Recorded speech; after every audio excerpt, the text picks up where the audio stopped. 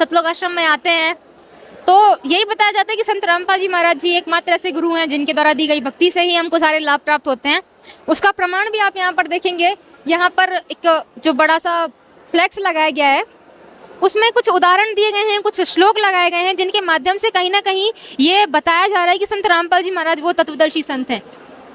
इसमें एक तत्वदर्शी संत की पहचान बताई गई है, क्या भक्ति साधना करनी चाहिए, क्या भक्ति नहीं करनी चाहिए, उसके बारे में यहाँ पर बताया है। जैसे अगर हम प्रमाण की बात करें तो जो लिखा है कि ऊपर को पूर्ण परमात्मा आदि पुरुष परमेश्वर रूपी जड़ वाला,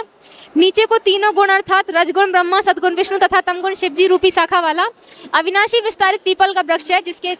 जिसके जैसे वेद में छंद है, ऐसे संसार रूपी वृक्ष के भी विभाग छोटे छोटे हिस्से या टहनियां व पत्ते गए हैं। उस संसार रूपी वृक्ष को जो इसे विस्तार से जानता है वह पूर्ण ज्ञानी यानी तत्वदर्शी है। और जैसा कि संत रामपाल जी महाराज के जो अनुयायी हैं उनसे सुनने को मिलता है कि जो उल्टा लटका हुआ संसार रूपी वृक्ष है उसको केवल संत रामपाल जी महाराज जी ही नहीं खोल कर बताया है, कहीं ना कहीं ये भी प्रमाणित कर देता है, गीता का जो श्लोक है वो प्रमाणित कर रहा है कि संत रामपाल जी महाराज जी एक तत्वदर्शी संत हैं।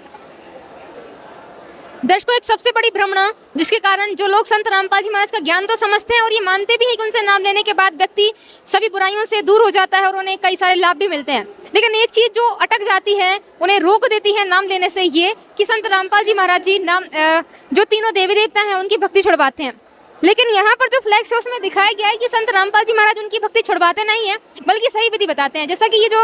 दोहा है उसको हम पढ़ेंगे, तीनों देवा कमल दल बसे ब्रह्मा विष्णु महेश, प्रथम इनकी वंदना फिर सुन सतगुरु उपदेश। तो ये जो वाणी है ये कहीं ना कहीं ये सिद्ध कर रही है कि जो तीनों देवता हैं वो हमारे कमल दलों में बसते हैं, हमारे शरीर में जो कमल बने हुए हैं, जैसा कि साइंस भी इस चीज़ को मानती है,